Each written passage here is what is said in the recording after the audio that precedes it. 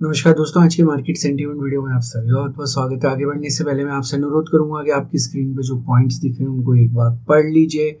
मेरा कोई भी व्हाट्सएप ग्रुप या टेलीग्राम चैनल नहीं है और फेक कमेंट से आप कृपया करके सावधान रहिए। तो दोस्तों, आज मार्केट में एक भारी गिरावट हमें देखने को मिली।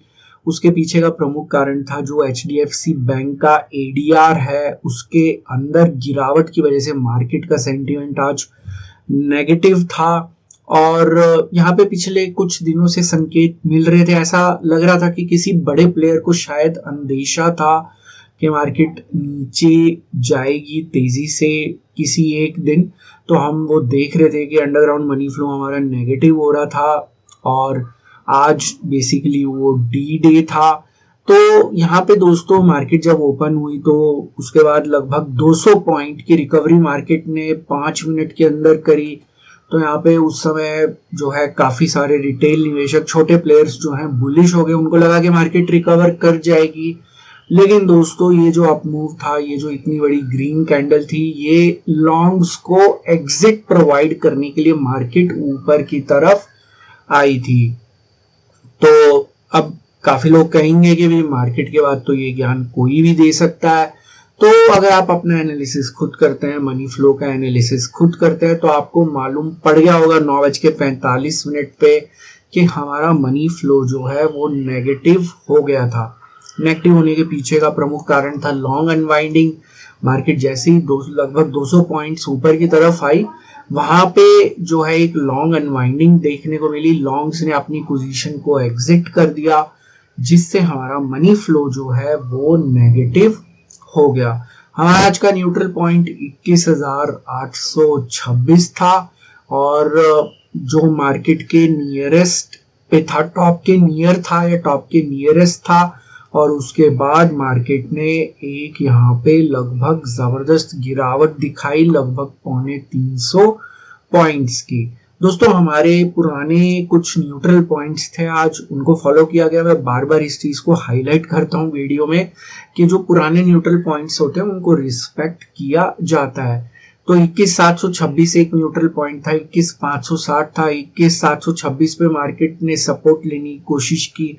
इसके अलावा 21,560 पे सपोर्ट ली और यहाँ पे 21,726 को भी रेड कैंडल से ब्रेक किया। तो दोस्तों यहाँ पे अगर आप अपना एनालिसिस खुद करते हैं तो आप मार्केट में आसानी से पता लगा सकते हैं कि मार्केट में क्या करने की कोशिश की जा रही है। मैं ये नहीं कह रहा कि आप जो है हमेशा सही होंगे, लेकिन अगर आप मार्केट को ध्यान से देखेंगे तो आपको आइडिया लगना शुरू हो जाएगा कि मार्केट में क्या करने की कोशिश की जा रही है, बड़े प्लेयर्स यहाँ पे क्या कर रहे हैं। तो मार्केट के अंदर ऐसा कोई जरूरी नहीं होता कि अगर मार्केट में ओपन होते ही 200 पॉइंट की रिकवरी दिखाई तो वहां से मार्केट ऊपर जाएगी। इवन दो वहां पे ऐसा लगता है कि बुलिश सेंटीमेंट आ गया है मार्केट में, जो नीचे की तरफ मार्केट ने गैप डाउन, बड़े गैप डाउन के साथ जो ओपनिंग की थी, मार्केट उसको रिकवर कर लेगी, लेकिन ऐसा नहीं होता।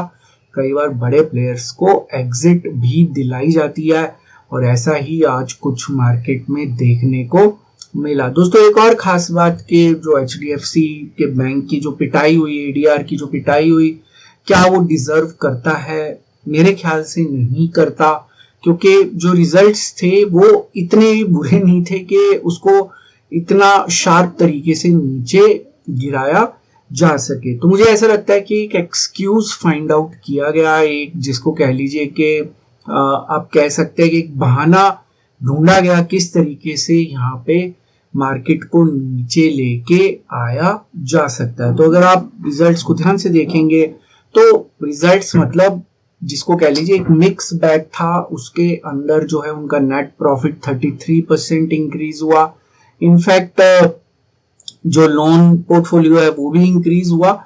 एक आधा मैट्रिक्स था जिसके अंदर यहाँ पे गिरावट देखने को भी मिली, लेकिन ये एक पार्ट एंड पार्सल होता है और कोई खास वजह मुझे लगी नहीं कि इतना बड़ा ADR के अंदर फॉल हमें देखने को मिले। तो शायद मुझे नहीं लगता कि ये डिजर्व करता था, HDFC बैंक स्टॉक पिटाई डिजर्व करता था रिजल्ट के बाद। शायद यहाँ पे एक बहाना ढूंढा गया, एक एक्सक्यूज ढूंढा गया और कुछ बड़े प्लेयर्स शायद उनको पहले से कुछ अंदेशा था या संकेत था कि ऐसा कुछ होने वाला है। इसी वजह से आप देखेंगे कि मैं पिछले कुछ दिनों से डिस्कस कर रहा था कि यहाँ पे अंडरग्राउंड मनी फ्लो नेगेटिव होता है, मार्केट को एक नीचे ले जाने की कोशिश की जाती है। तो बड़े प्लेयर्स एक्सपेक्ट कर रहे थे कि मार्केट नीचे जाएगी किसी एक दिन, और शायद वो जो दिन था वो आज का था। तो अंडरग्राउंड मनी फ्लो को मार्केट ने फॉलो किया। कैश के अगर हम बात करें तो एफआईआईज ने 10,500 करोड़ की सेलिंग करी, जो कि एक रिकॉर्ड ब्रेकिंग नंबर है। नॉर्मली 8,000 करोड़ जो है एक बहुत बड़ा नंबर माना जाता है, लेकिन आज 10,578 करोड़ की सेलिंग की, जो कि $1 बिलियन के आसपास है। डीआईआईज ने मार्केट को पूरे तरीके से संभालने की कोशिश की, 4,000 करोड़ की बाइंग की, लेकिन वो सफिशिएंट नहीं थी मार्केट को संभालने के लिए। ऊपर ले जाने वाले स्टॉक्स में आईटी के स्टॉक्स थे, नीचे ले जाने वाले स्टॉक्स में ऑब्वियसली एचडीएफसी बैंक था और बैंकिंग के बाकी स्टॉक्स थे, जो कि एक कोलैटरल डैमेज था, क्योंकि बैंकिंग के अंदर सेलिंग हो रही थी एचडीएफसी बैंक में। तो एक कोलैटरल डैमेज के तौर पे यहाँ पे हमें बैंकिंग और फाइनेंशियल सेक्टर में पिटाई देखने को मिली। तो रिलायंस भी उसका एक अनफॉर्चुनेटली हिस्सा बन गया। तो लगभग आप नीचे के जो भी स्टॉक्स देखेंगे उन सब में बैंक या फाइनेंशियल सर्विसेज के स्टॉक्स दिखाई दे रहे हैं। इनफैक्ट बड़े प्लेयर्स यहाँ पे कैश में सेलिंग भी कर रहे थे कुछ दिनों से, तो आज भी यहाँ पे कैश में सेलिंग की गई, मनी फ्लो नेगेटिव था, लेकिन ये छोटे प्लेयर्स के द्वारा की गई। छोटे प्लेयर्स का स्टॉप लॉस छोटा सा ही होता है, तो इतना बड़ा कोई स्टॉप लॉस नहीं होता। तो यहाँ पे मार्केट के अंदर इतनी बड़ी गिरावट देखने के बाद शायद उन्हें लगा होगा कि यहाँ पे हमें एग्जिट करना चाहिए या कैश सेगमेंट से अपना पैसा थोड़ा निकालना चाहिए। तो ये छोटे प्लेयर्स की सोच है, मतलब ये उनकी थॉट प्रोसेस है, मैं उसको सही या गलत नहीं कह रहा, बट यहाँ पे जो एक सेलिंग ट्रिगर की गई उसका एक इम्पैक्ट छोटे प्लेयर्स के ऊपर भी देखने को मिला। D2C रेशो सजेस्ट करिए, डेरिवेटिव्स मार्केट को कंट्रोल कर रहा था, ऑप्शंस का मनी फ्लो नेगेटिव था।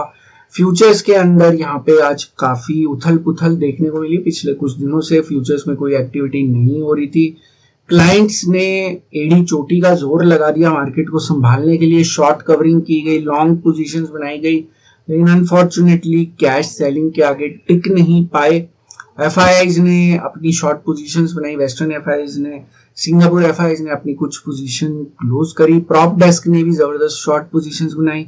पर मुझे ऐसा लगता है कि ये पोजीशंस जो है शॉर्ट कवरिंग के लिए बनाई गई हैं। तो बड़े प्लेयर्स की एक्टिविटी में एक दिन के अंदर ही, जिसको आप कह लीजिए वक्त बदल गए, जज्बात बदल गए, हालात बदल गए, एकदम सडनली यहाँ पे उनको जो पोजीशंस क्लोज करनी पड़ी, एक पोजीशन लॉस में, एक नो प्रॉफिट नो लॉस में। तो इस समय जो है मार्केट के अंदर जो शॉर्ट पोजीशंस बनी है वो दोनों प्रॉफिटेबल हैं, और जो लॉन्ग पोजीशंस हैं वो ऑलमोस्ट, ये जो दो बड़ी पोजीशंस हैं ये नियर प्रॉफिट है, तो ये थोड़े खतरे के निशान के नजदीक हैं। लेकिन शॉर्ट और लॉन्ग पोजीशंस का एवरेज ऑलमोस्ट सेम है। तो यहाँ पे मार्केट में मुकाबला बराबरी का और दिलचस्प होता हुआ नजर आ रहा है। देखते हैं कौन जीतता है, किसकी हार होती है, कौन मार्केट को कंट्रोल कर पाता है या कौन मार्केट से बाहर हो जाता है, या कौन मार्केट का किंग बनता है। ये तो आने वाला समय ही बताएगा, लेकिन फिलहाल जो मुकाबला है दिलचस्प होता हुआ नजर आ रहा है। ओपन इंटरेस्ट की बात करें तो यहाँ पे लॉन्ग अनवाइंडिंग देखने को मिली। तो यहाँ पे अगर हम समरी के तौर पे देखें तो हम यहाँ पे पाएंगे कि जो आपका सरफेस मनी फ्लो है उसके अंदर कैश का मनी फ्लो आज नेगेटिव था, और ऑप्शंस का मनी फ्लो भी नेगेटिव था, फ्यूचर्स का मनी फ्लो भी नेगेटिव था। तो सरफेस मनी फ्लो वीकनेस की तरफ इशारा कर रहा है। एफआईआईज की बात की जाए, कैश में जबरदस्त सेलिंग, ऑप्शंस का मनी फ्लो नेगेटिव, फ्यूचर्स के अंदर जो है लॉन्ग अनवाइंडिंग की गई, शॉर्ट पोजीशंस बनाई गई। तो फिलहाल इनका ओपिनियन भी मार्केट के प्रति वीकनेस का है। अंडरग्राउंड मनी फ्लो मैंने इस वीडियो में एक स्क्रीनशॉट की सहायता से शेयर कर दिया। उम्मीद है कि मार्केट कल भी अंडरग्राउंड मनी फ्लो को फॉलो करेगी। इस वीडियो में एक डिस्क्लेमर भी है जो कि आपको अपनी स्क्रीन पे दिख रहा होगा। वीडियो मैंने सिर्फ एक एजुकेशन, लर्निंग और इन्फॉर्मेशन के पॉइंट ऑफ व्यू से बनाया था। यहाँ पे मेरी आपको कोई सजेशन, सलाह या राय नहीं है कि आप किसी भी स्टॉक या इंडेक्स में बाय, सेल या होल्ड की पोजीशन बनाएं। किसी भी निवेश या ट्रेड से पहले अपने फाइनेंशियल प्लानर या इन्वेस्टमेंट एडवाइजर की सलाह जरूर ले लें। केवल उन्हीं की सलाह के ऊपर किसी तरह के निवेश या ट्रेड का निर्णय लें। जो भी जानकारी मैंने आज के इस वीडियो में दिया है सभी डेटा पॉइंट्स पे आधारित है। सभी डेटा पॉइंट्स पब्लिक डोमेन में अवेलेबल हैं, जिनको आप खुद जाके क्रॉस चेक क्रॉस वेरीफाई कर सकते हैं। मेरे द्वारा दी गई जानकारी 100% गलत साबित हो सकती है, इसलिए मेरी दी गई किसी भी जानकारी के ऊपर किसी भी तरह का कोई भी निवेश या ट्रेड का निर्णय ना ले। तो दोस्तों आज का मार्केट सेंटीमेंट वीडियो देखने के लिए बहुत बहुत शुक्रिया। हम कल फिर मिलेंगे मार्केट सेंटीमेंट के नए वीडियो में, नई जानकारी के साथ, एक नई सीख के साथ, एक नई लर्निंग के साथ। तब तक आप अपना ध्यान रखें।